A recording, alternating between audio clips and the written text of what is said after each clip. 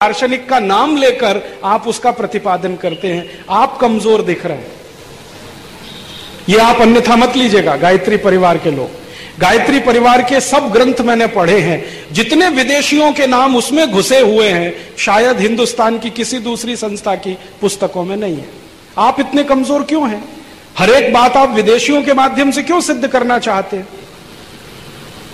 आप ढूंढिए आपकी किताबों में, मैं निकाल के देता हूं, 1000 से ज्यादा नाम निकल आएंगे विदेशियों के।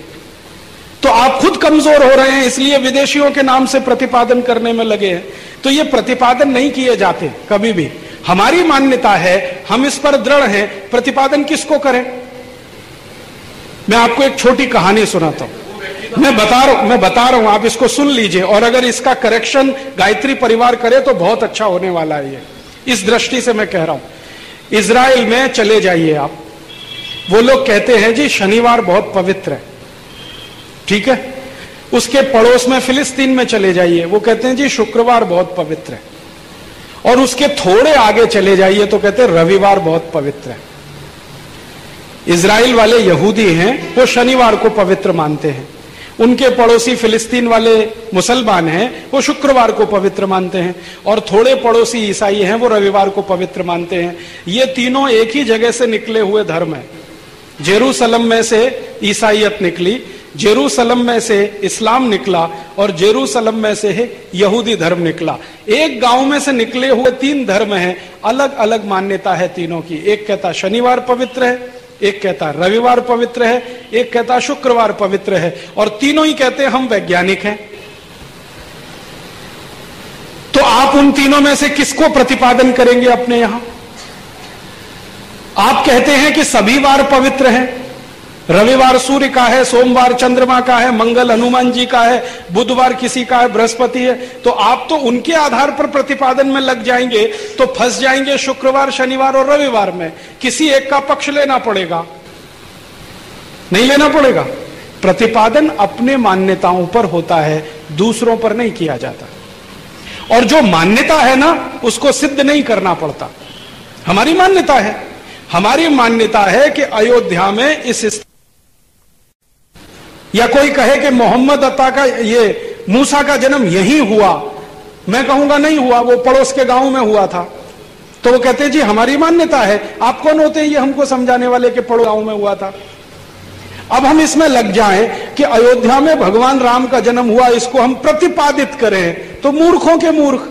अपनी मान्यताओं को थोड़ी प्रतिपादित किया जाता है। अपनी मान्यताओं के आधार पे इतिहास तो हमें समझाने के लिए है, ये विदेशियों के शब्दों को लेकर थोड़ी प्रतिपादित करते बैठते हैं। नहीं, कैसे समझाएंगे आप? विदेशियों की मान्यता को लेकर आप अपने देश में क्या समझाएंगे? विदेशियों की मान्यता पर आप अपने देश में क्या समझाएंगे? कोई नहीं मानेगा आपकी बात को। आप अपनी मान्यताओं को मानते हैं, उस पर दृढ़ रहिए। मैं मानता हूं कि यहां भगवान विराजमान है, कोई आके ईसाई बोलेगा ये तो पत्थर की मूर्ति है, क्या समझाएंगे आप उसको?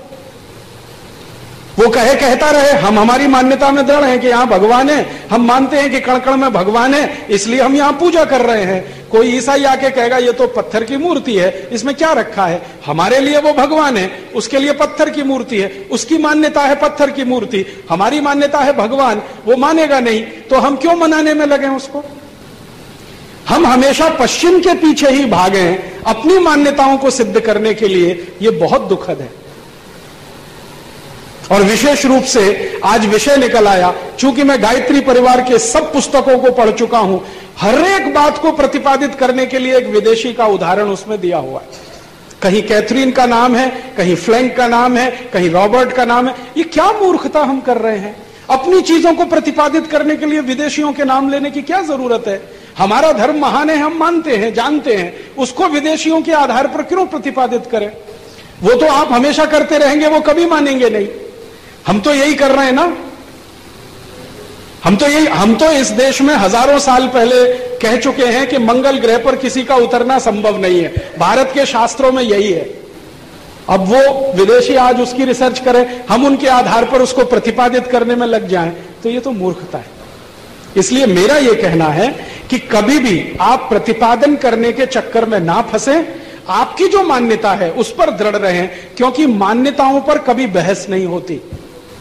मान्यता हर एक सभ्यता की अपनी अलग होती है, दूसरी सभ्यता की अलग होती है। जो मान्यताओं पर एक दूसरे को समझा लेते, तो ईसाईयत, इस्लाम और यहूदी धर्म अलग अलग क्यों होते? मैंने आपको कहा ना, एक ही गांव से तीनों निकले, एक कहता शुक्रवार अच्छा, एक शनिवार अच्छा, एक रविवार, तीनों एक दूसरे को नहीं समझा पाए और करोड़ों लोगों का कत्लेआम हो गया इसमें, समझाने में ही, हजारों साल में, और आगे भी होने वाला है। तो ये मनुष्य का स्वभाव ऐसा होता है, जिसकी मान्यता है आप उसको धारण करके आगे बढ़िए, दूसरों की मान्यता में अपने को फिट मत करिए। उनकी कोई परिभाषा है विज्ञान की, उसमें आप अपने को फिक्स मत करिए, क्योंकि उनके विज्ञान में बहुत सारे दोष हैं। आप क्या करेंगे उसका? 2H2+O2 कभी भी पानी नहीं बनता। मैं विज्ञान का विद्यार्थी, और वो विज्ञान जो यूरोप से आया उसका विद्यार्थी मैं अपने को मानता हूं। भारतीय विज्ञान तो अभी पढ़ना शुरू किया है मैंने। 2H2+O2 कभी पानी नहीं बनता, ये मैंने एक नहीं दसियों लेबोरेटरी में करके देखा।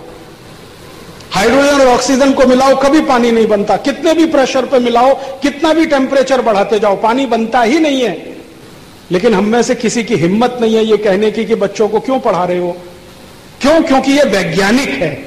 क्योंकि वैज्ञानिक इसलिए कि यूरोप से आ गया, यूरोप से मूर्खताएं भी आ गई है, तो हमने उसको विज्ञान मान लिया है। हमारी किताबों में वही पढ़ाया जा रहा है, 2H2+O2 = 2H2O। रिवर्स होता है, 2H2O को ब्रेक करो तो हाइड्रोजन ऑक्सीजन निकलेगा। हाइड्रोजन ऑक्सीजन को कभी भी मिला के देखो, पानी नहीं बनेगा। जो बन जाता तो पानी की इतनी समस्या नहीं होती। पानी बनाने का विज्ञान भारत का है, वही सार्वभौम है जो पानी बनाने का चक्र हमको समझाता है। यूरोप में कोई नहीं बताता इसको। अब आप यूरोप के 2H2+O2 पे लगेंगे अपने को प्रतिपादित करने।